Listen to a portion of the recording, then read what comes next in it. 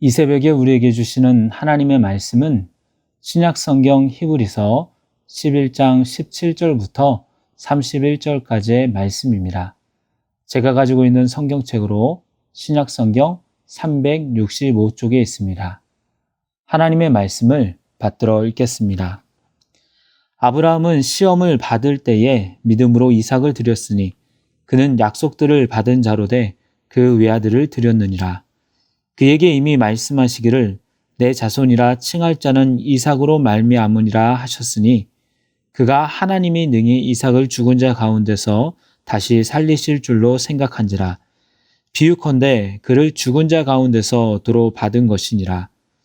믿음으로 이삭은 장차 있을 일에 대하여 야곱과 에서에게 축복하였으며 믿음으로 야곱은 죽을 때에 요셉의 각 아들에게 축복하고 그 지팡이 머리에 의지하여 경배하였으며 믿음으로 요셉은 임종시에 이스라엘 자손들이 떠날 것을 말하고 또 자기 뼈를 위하여 명하였으며 믿음으로 모세가 났을 때에 그 부모가 아름다운 아이임을 보고 석 달 동안 숨겨 왕의 명령을 무서워하지 아니하였으며 믿음으로 모세는 장성하여 바로의 공주의 아들이라 칭함받기를 거절하고 도리어 하나님의 백성과 함께 고난받기를 잠시 죄악의 낙을 누리는 것보다 더 좋아하고 그리스도를 위하여 받는 수모를 애굽의 모든 보화보다 더 큰 재물로 여겼으니 이는 상 주심을 바라봄이라. 믿음으로 애굽을 떠나 왕의 노함을 무서워하지 아니하고 곧 보이지 아니하는 자를 보는 것 같이 하여 참았으며 믿음으로 유월절과 피 뿌리는 예식을 정하였으니 이는 장자를 멸하는 자로 그들을 건드리지 않게 하려 한 것이며 믿음으로 그들은 홍해를 육지같이 건넜으나 애굽 사람들은 이것을 시험하다가 빠져 죽었으며 믿음으로 7일 동안 여리고를 도니 성이 무너졌으며 믿음으로 기생 라합은 정탐꾼을 평안히 영접하였으므로 순종하지 아니한 자와 함께 멸망하지 아니하였도다. 아멘. 이 시간에는 믿음, 기적을 보는 시작이라는 제목으로 말씀을 나누도록 하겠습니다. 오늘 말씀은 어제에 이어서 아브라함의 믿음 사건을 이야기하고 있는데요. 아브라함은 75세 때 큰 민족을 이룰 것이라고 하나님께 자손의 복을 약속받았지만 20년이 지나도록 본처를 통해서 아들을 얻지 못했습니다. 그러다가 25년 만에 낳은 아들이 바로 이삭입니다. 본처인 사라가 낳은 아들 이삭, 하나님께서 주신 약속의 자녀인 이삭이 얼마나 이쁘고 사랑스러웠겠습니까?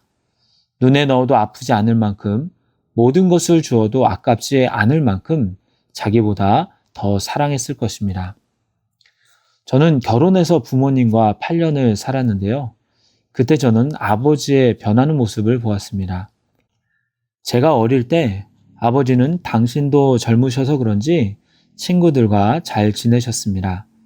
술 친구들과 늦게 집에 오시는 경우도 많이 있었던 것 같습니다. 그러다가 예수님을 믿고 난 뒤에는 오직 교회셨습니다. 가정도 중요했지만 자녀들과 그리 오랜 시간을 따로 보내시지는 않으셨습니다. 같이 놀이동산을 가는 경우도 제 기억으로는 한 번도 없었던 것 같습니다. 하지만 나이가 들고 손자가 태어나면서부터 아버지는 제가 아는 아버지가 아니었습니다. 장사를 마치고 피곤한 중에서도 손자와 노는 자상한 할아버지였습니다. 슈퍼를 갈 때도 동네를 지나갈 때도 손자의 손을 꼭 잡고 걸어가셨습니다. 손자를 늘 안아주시며 사랑한다라는 표현을 자주 하셨습니다. 자상한 할아버지가 된 아버지를 보며 저는 아버지도 나이가 들면서 좋은 쪽으로 변하신다라는 것을 알게 되었습니다. 아브라함도 마찬가지였을 것입니다. 100세 나이에 아들을 얻었다면 웬만한 할아버지보다 더 나이가 들었습니다. 아브라함에게 있어서 이삭은 보통 생각하는 그냥 자식일 수 없습니다. 내 생명보다 더 귀한 자식입니다. 하지만 하나님께서는 아브라함을 시험하시기 위해 소년 이삭을 모리아산으로 데리고 가서 번제로 드리라고 하십니다. 번제로 드린다는 것은 이삭의 몸을 갈라서 불로 태운다는 것이죠. 산 사람을 잡아다가 죽인다는 것입니다. 아브라함은 왜 하나님이 이런 명령을 내리시는지 몰랐습니다. 속으로 왜 주시고 나서 빼앗으실까? 내가 이전에 하나님의 말씀을 잘못 들은 것일까 생각할 수 있었습니다. 하지만 많은 고민과 고뇌 속에서도 아브라함은 이삭을 바치기로 결정하고 순종합니다. 그 이유가 18절과 19절에 나와 있습니다. 그에게 이미 말씀하시기를 내 자손이라 칭할 자는 이삭으로 말미암으리라 하셨으니 그가 하나님이 능히 이삭을 죽은 자 가운데서 다시 살리실 줄로 생각한지라. 비유컨대 그를 죽은 자 가운데서 도로 받은 것이니라. 여기에서도 아브라함에게는 특별한 믿음이 있었습니다. 아브라함은 하나님의 약속이 변함없는 줄 믿고 있습니다. 하나님은 분명히 이삭을 통해서 큰 민족을 이룰 것이라고 말씀하셨습니다. 그러기에 하나님이 아무리 이삭을 죽이라고 명령하신다고 할지라도 말만 그렇지 이삭을 죽이지 않을 것이며 혹여나 이삭이 제물로 드려져 죽는다고 할지라도 다시 살리실 것을 믿고 있었던 것입니다. 살아가다 보면 약속의 말씀이 흔들릴 때가 있습니다. 분명히 하나님께서 이전에 이 길이 맞다고 하셨는데 상황 때문에, 환경 때문에 나의 믿음이 흔들릴 때가 있습니다. 그러면 매우 혼란스럽습니다. 하지만 그럴 때라도 우리는 처음 약속을 기억해야 합니다. 그리고 그 믿음으로 나아가야 됩니다. 아브라함의 믿음은 하나님의 약속의 말씀을 기억할 때 나오는 강력한 믿음이었던 것입니다. 20절부터 이삭과 야곱과 요셉의 믿음이 나오는데요. 한 절씩 나오기에 간단히 설명하겠습니다. 믿음으로 이삭은 장차 있을 일에 대하여 야곱과 에서에게 축복하였다라고 합니다. 창세기 27장 29절을 보면 이삭의 축복 기도가 나오는데요. 너를 저주하는 자는 저주를 받고 너를 축복하는 자는 복을 받기 원한다라고 복을 빌어줍니다. 자신의 아버지 아브라함이 받은 약속의 말씀에 근거하여 믿음으로 축복한 것입니다.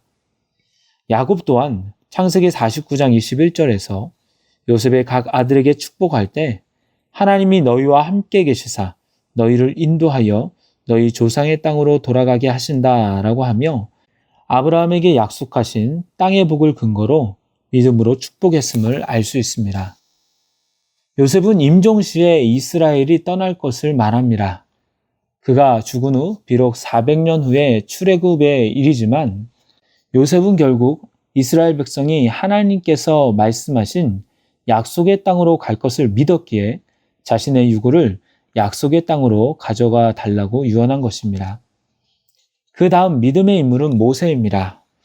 모세는 태어날 때부터 믿음이 적용된 인물입니다. 비록 바로의 명으로 인해 사내 아이는 죽을 수밖에 없었지만 하나님께서 주셨고 하나님께서 살리실 것이라는 부모의 믿음으로 살아날 수 있었습니다. 애국 공주의 아들로 자라난 모세는 왕자의 지위보다 동포인 이스라엘 민족을 살리기를 원했습니다. 자신의 출신을 부정하며 나는 저 종들과 달라. 나는 유대인이 아니라 애굽인이며 애굽의 왕자야 라고 자신의 정체성을 애굽의 왕자라고 하며 살아갈 수 있었지만 그는 이스라엘 민족과 함께하기를 바랬습니다. 민족을 위해서 무엇이든 하고 싶었습니다. 그것이 애굽의 영광보다 더 좋아 보였습니다. 그러기에 비록 당시 이스라엘 민족들이 자신의 마음과 같지 않아서 모세를 따르지는 않았지만 40년의 미대한 세월을 지난 후에는 하나님의 말씀에 순종하여 백성들을 지도해 나갑니다. 히브리서는 이러한 결정들을 상 주심을 바라보았다라고 하며 보이지 아니하는 자를 보는 것 같이 하여 참았다라고 합니다. 오늘 본문을 잘 보면 다른 인물들은 아브라함을 제외하고는 간단히 설명하고 넘어가는데 모세만은 태어날 때부터 시작하여 홍해 사건까지 7절에 걸쳐서 그의 믿음을 설명하는 것을 볼 수가 있습니다. 왜 그럴까요? 이것은 히브리서의 기록 목적과 모세의 믿음의 삶이 많이 부합해서 그런 것입니다.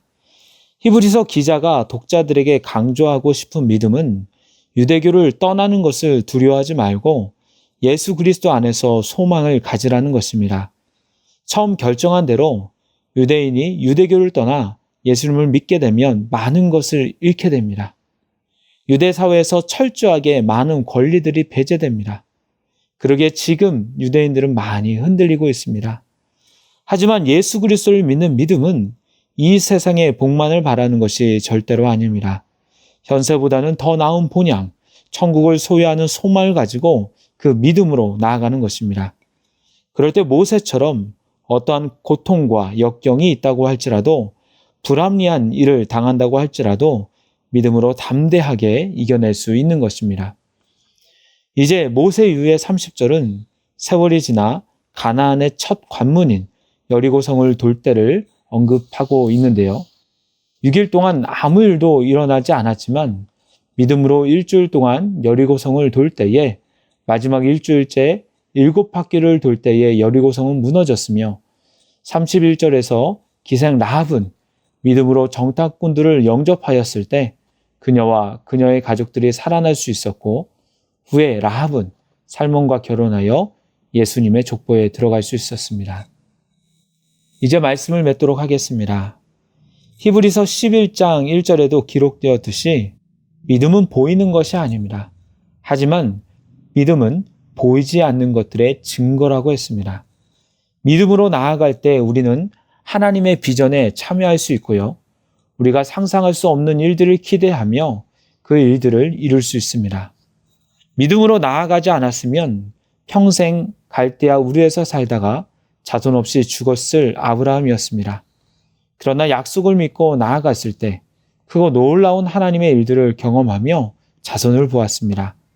그의 자손들은 아브라함의 약속을 믿고 자녀들에게 하나님을 전하며 그 약속을 믿고 축복한 이삭과 야곱, 그리고 요셉이 있었고, 왕자보다 하나님의 백성들을 이끄는 하나님의 사람으로서의 사명을 더 귀히 여긴 모세와 믿음으로 여호와 하나님을 선택하여 다윗의 조상이 된 라합도 있었습니다.